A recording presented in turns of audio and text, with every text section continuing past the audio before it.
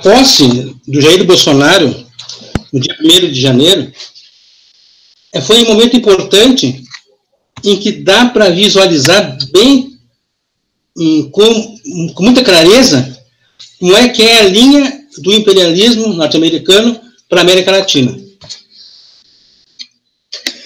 Antes de mais nada, a instalação de um governo de extrema-direita no Brasil representa o ápice do processo de golpe de Estado e que faz voltar à cena política as Forças Armadas e, em primeiro lugar, o Exército Brasileiro. Um golpe de Estado que coloca um governo civil-militar reacionário que inaugura um regime de tipo bonapartista no Brasil, totalmente alinhado com os Estados Unidos. Ou seja, um governo capacho, um governo fantoche dos americanos, comprometido em entregar toda a riqueza nacional na mão do imperialismo norte-americano. Mas não é só isso. O novo regime político no Brasil, ele serve também como cabeça de ponte para uma invasão militar dos Estados Unidos à Venezuela. E a conspiração é pública, né? Já na quarta-feira, no dia 2 de janeiro, o secretário de Estado norte-americano, o Mike Pompeo, ele se reuniu com o chanceler brasileiro, Ernesto Araújo, e depois ele se reuniu com o presidente Jair Bolsonaro, para centralizar o governo brasileiro em relação às ações militares contra a Venezuela, Cuba e Nicarágua. Esse é o discurso. Ainda no final de novembro, já esteve no Brasil e se reuniu com Bolsonaro o assessor de segurança nacional norte-americano, o John Bolton, que veio para tratar também do assunto Venezuela. Outra pessoa indesejada que teve por aqui, nesses últimos dias, foi o primeiro-ministro de Israel, Benjamin Netanyahu, que se reuniu com o chanceler Ernesto Araújo e com Bolsonaro. Então, nessa reunião, ficou acertado a transferência da embaixada brasileira de Tel Aviv para Jerusalém, o que marca uma postura subalterna do governo brasileiro em relação à extrema-direita norte-americana e ao sionismo internacional.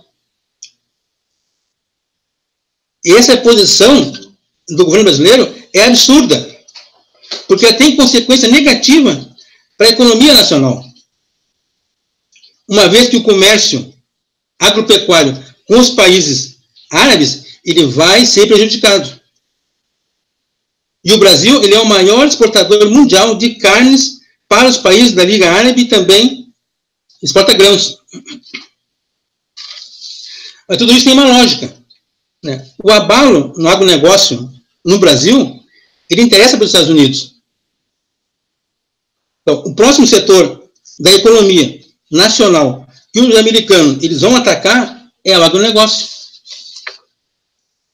Então, assim como já fizeram com as empreiteiras e com os frigoríficos, atacando fundamentalmente a Odebrecht e a JBS, eles vão agora avançar para o agronegócio.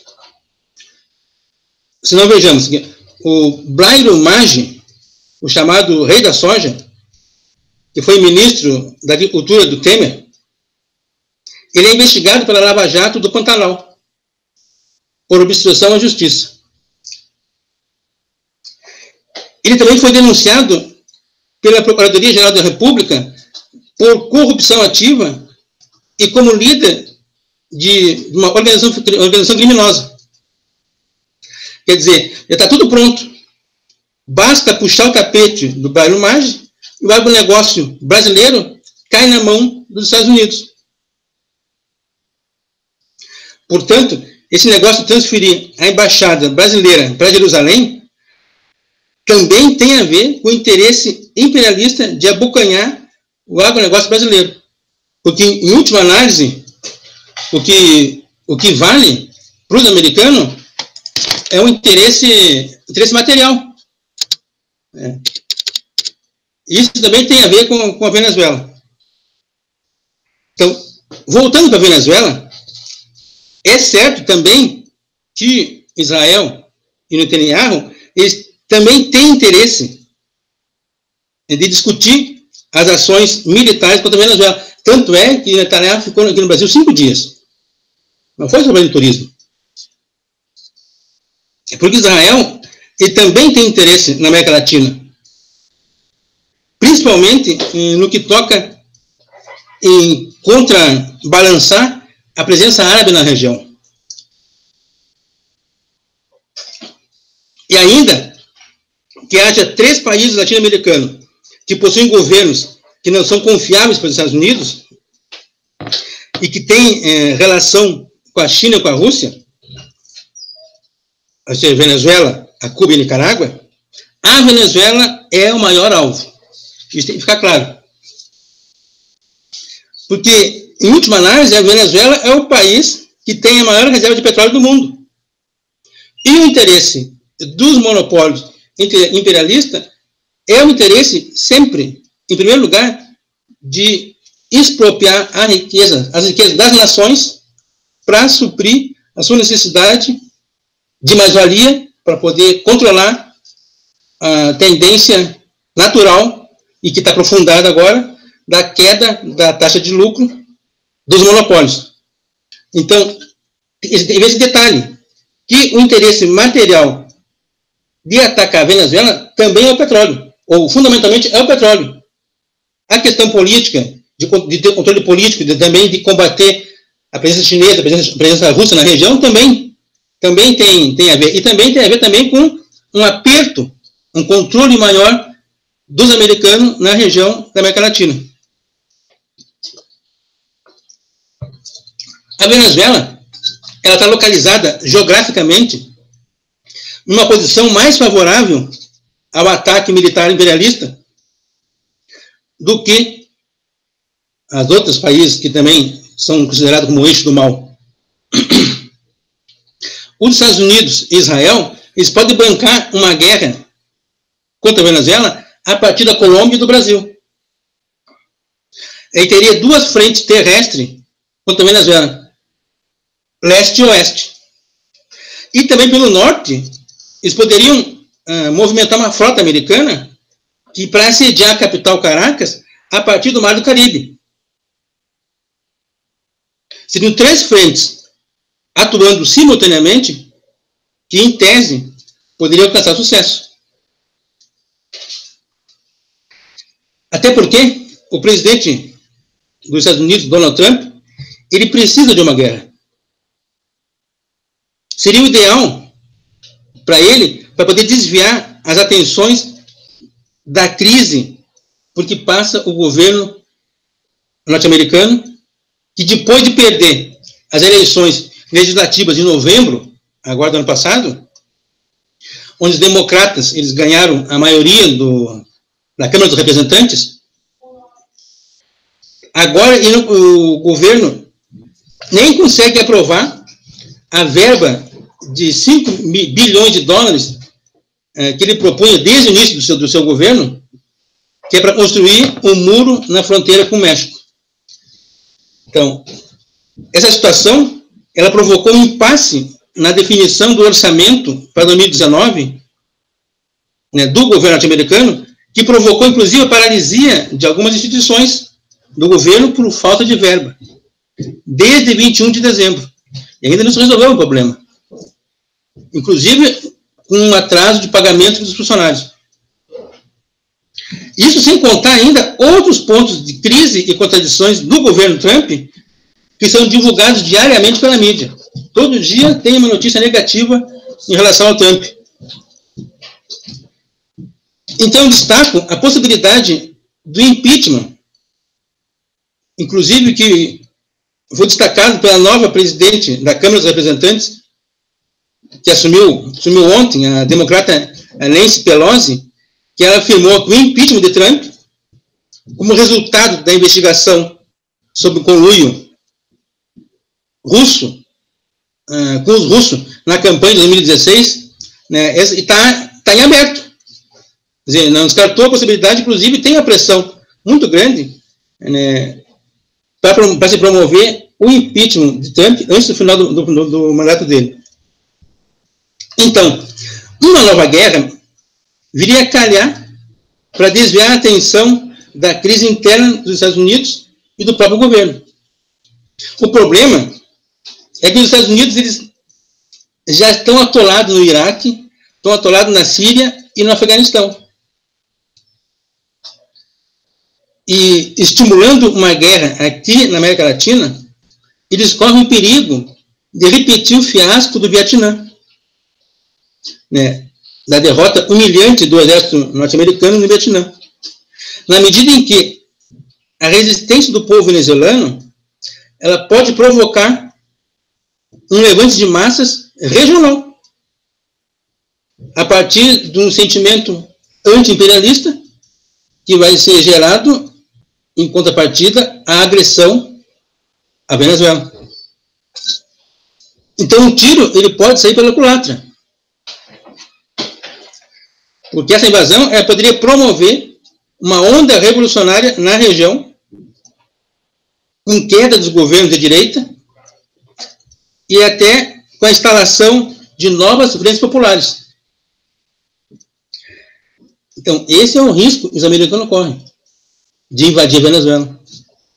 De ser corrido, primeiro de ser cair num pântano e depois ser corrido de lá e deixar um vácuo de poder em que teria que se suprir só com o governo popular. Só que ainda tem esse risco para os americanos, a lógica do capital ela é imprevisível. E nem sempre a lógica do capital ela é racional. Então, uma medida desesperada do governo que estiver acuado é até normal dentro da situação de crise em que estamos vivendo hoje em dia.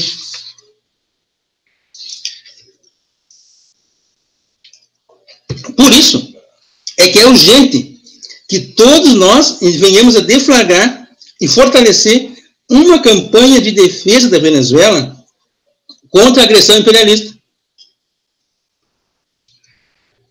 Porque na Venezuela, diferente do Brasil, a guerra híbrida promovida pelos americanos não funcionou.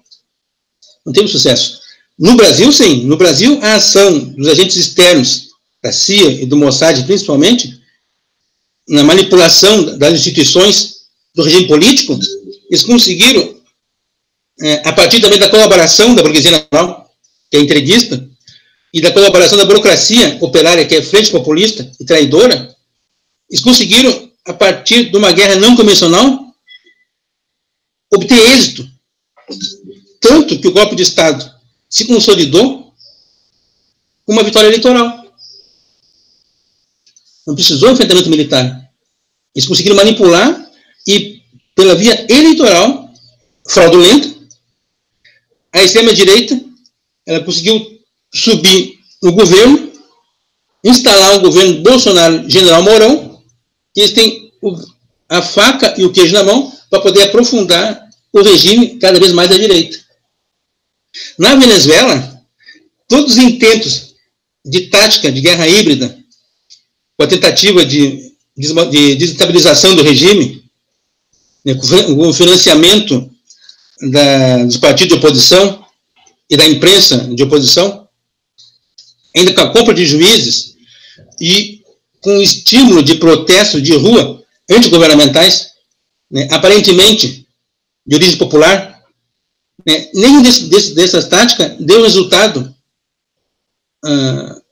de sucesso final da ação americana na Venezuela. Então, toda a manipulação, todo o boicote político e boicote econômico, eles não foram suficientes para conquistar a substituição do regime chavista por um regime pró-imperialista. Por isso que, com o argumento agora de restaurar a democracia na Venezuela, os Estados Unidos estão preparando uma invasão militar. Então, a classe trabalhadora dos países latino-americanos, em primeiro lugar, ela deve repudiar essa agressão imperialista. E também a classe operária deve pressionar para que os governos dos diferentes países da região não levem adiante e não colaborem com esse plano de invasão ao país soberano. Então, só que a resistência primeira, ela deve ser da classe operária venezuelana. E os venezuelanos, eles têm uma enorme tradição de lutas. A experiência do Caracazo, em 1989, como a primeira reação popular ao neoliberalismo na América Latina, essa experiência do Caracazo ainda está bem viva na consciência do povo. E também a resposta que a população deu à tentativa de golpe em 2002, promovida pelos Estados Unidos, essa resposta foi espetacular. Tanto é que esse golpe não durou mais do que 47 horas. Pois o movimento de massas saiu às ruas, derrotou o golpe e reempossou o Hugo Chávez como presidente da Venezuela. Então, tradição de lutas tem. Agora, é urgente, então, que o governo Maduro ele prepare uma resistência à altura da necessidade. Em primeiro lugar, isso é chave. O governo Maduro ele tem que entregar armas para os trabalhadores imediatamente. Porque só a população armada, com a classe operária na vanguarda, ela pode fazer frente a essa agressão imperialista. Isso é certo. Uma reação de conjunto da população armada a uma invasão estrangeira, ela tem muito efeito. E ela tem muito efeito e ela vai bater também nas classes operárias dos outros países da região, da Argentina, do Uruguai, do Brasil, do Paraguai, toda a região. Toda a região vai te dar uma resposta, da Colômbia.